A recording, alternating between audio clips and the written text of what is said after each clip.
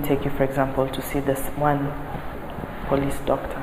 All of us in Nairobi lining up for that particular doctor to see us. Okay. Yeah. I'm not saying he's corrupt, but I'm just looking again at delayed justice, where it's only this one doctor and a survivor has to go, okay, you've been seen at the hospital, but you have to go to this police doctor before it's taken to court.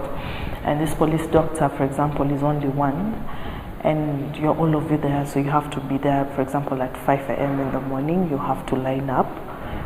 You're not seen on day 1, day 2, and maybe it takes you about a week or so.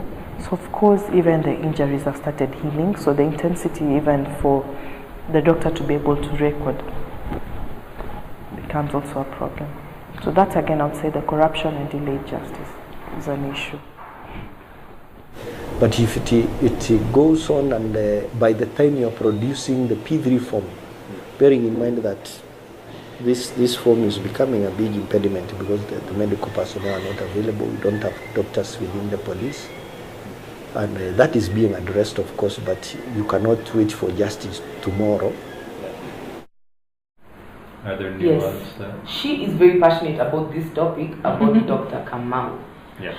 I tried to call him, actually. I couldn't get a... You can't get that guy on the phone. You can't. You just have to wake up by 4 in the morning and be at Nairobi area by 5. Which Nairobi area? So that you queue and talk to him. Yeah. That is if he's sober. We've asked the victims, most of them tell us they get discouraged because of the process they have to go through. They have to go to the police station, report, then they're sent to a doctor who is far away. The doctor is only one. There's only one doctor. It's Dr. Kamau, right? Yes, the whole of Nairobi. Yeah. So all cases of assault, it's serious. So those are the main hurdles.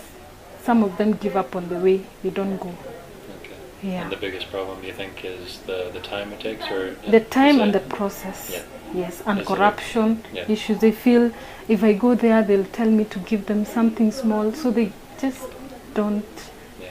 Yeah. Let me say they were entering each house about 4 or 3 in each houses. When they came in my house, there were about 3 GSU. Let me say they were just 3, because one was standing outside taking the guard. So when they saw my girl, they didn't ask a lot of questions because their aim was just to rape. There was another one who told the friend, "You take the girl, I will take the mother." I shouted, I had to shout and scream. I told them, because this is a young girl and she's still in school, it's better you use me instead of my girl. They agreed. I had to take my girl inside the bed. I covered her with a bed sheet, and one of the men just dropped me on the table. He raped me on top of the table. After he finished, he threw me down. Another one came, raped me on the floor. I was helpless.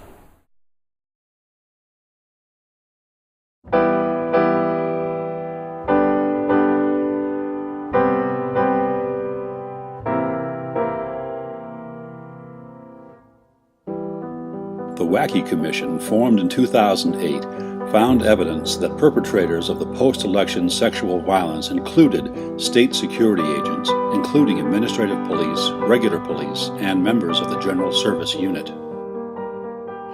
Michael Wakira, program officer at CREW, reported to the Wacky Commission that of the victims who didn't report sexual and gender-based violence crimes to the police, 32% of the victims didn't do so because they were attacked by police officers. Of the 300 sexual and gender-based violence cases handled by CARE International Kenya, about 1/3 of the violence reportedly was committed by security services. The program coordinator at Liverpool Voluntary Testing and Counseling, who also received hundreds of cases and conducted counseling sessions with victims, also claims that about 1/3 of the violence was committed by the regular police and other uniformed forces.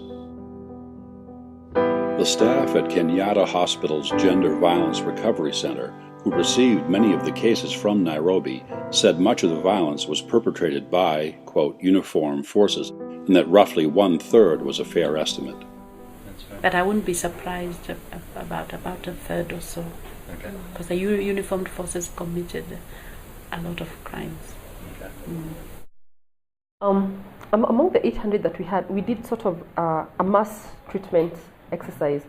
But among those that we documented individual cases well, they were purely state agents. Although hundreds of cases were reported by NGOs and victims anecdotally, the Kenya police maintain that the real figures are lower. Of course, a few cases, security personnel were accused of doing it. But as facts come out emerging slowly now, there is less political focus on the post-election violence. And people are feeling more free. People are coming with information. In some cases, they were exaggerated, depending on who was reporting and for what reason. But certainly, there were quite a number of cases. The Kenya police constituted a team to investigate police violence. 200 cases have been investigated, but so far only 15 men have been convicted of any criminal malfeasance. Police officer? But when it's a police officer, it's been very difficult. It's been very, very difficult. And this one girl that I just told you about, she was then, when she came out and said that she'd been assaulted by a police officer, a senior police officer, she was charged with a criminal offense. And that's the system, and that's what they do when police are the suspects. They get something else to charge you with. So then you're thrown into the prison system. You get into the prison system as in pre-trial detention. And you're there because you're a victim of police offenses, and now they have charged you with something else entirely that did not happen. So, and I mean, investigations, they are murky, if any are done, but generally not much gets done. Okay. Yeah. When you say 200 cases, do you mean there have been 200 arrests or 200 No, prosecutions? no. We 200. It's a bit pathetic. They were able to facilitate 46 prosecutions. Okay. And when the matter was being revealed in May, we had been able to get 15 convictions. Certainly those are very few compared to over 200 cases were recorded. If I had time, I would have given you the very accurate, but over 200 cases were recorded. For the cases we've had with police, it's actually been very difficult to prosecute them. In fact, I would say for the time I've been in IMLU for 3 years, we've not had a single prosecution of this nature because, like I said, first it's about groups. It's upon the victim to identify the person. So I would say we haven't had a single one actually go to court. Yes. I mean, it's just a system that doesn't enable the victim to access justice. If you know, in our Kenyan courts, the prosecutors are policemen. Yeah. Yes, they are not, state counsel or independent lawyers. So they've put the system such that it works very well to protect themselves. So it's a systemic problem. It just needs to be reviewed and changed. Yeah.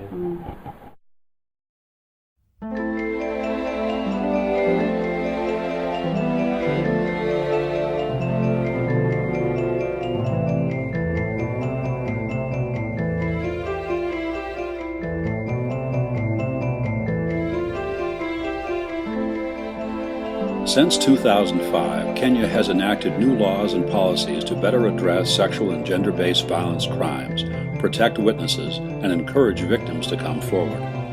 Civil society organizations and foreign NGOs are working hard to end impunity for sexual and gender-based violence by providing education and other resources. The free consent. What do you mean by free consent? Sadly, however, effective laws are not enforced, good policies are not implemented, and positive initiatives are not funded. Kenya lacks effective reporting, investigation, and prosecution mechanisms for sexual and gender-based violence crimes, such that victims who seek justice, even in peacetime, will face insurmountable barriers every step of the way. In the aftermath of the 2007 election, the state was not only ineffective in preventing sexual and gender-based violence, government and police officials even participated in its planning and commission. The Kenyan government has so far been unwilling or unable to prosecute those responsible. The sexual and gender-based violence crimes perpetrated against Kenyan women and men since 2007 have been widespread and systematic. They are truly crimes against humanity.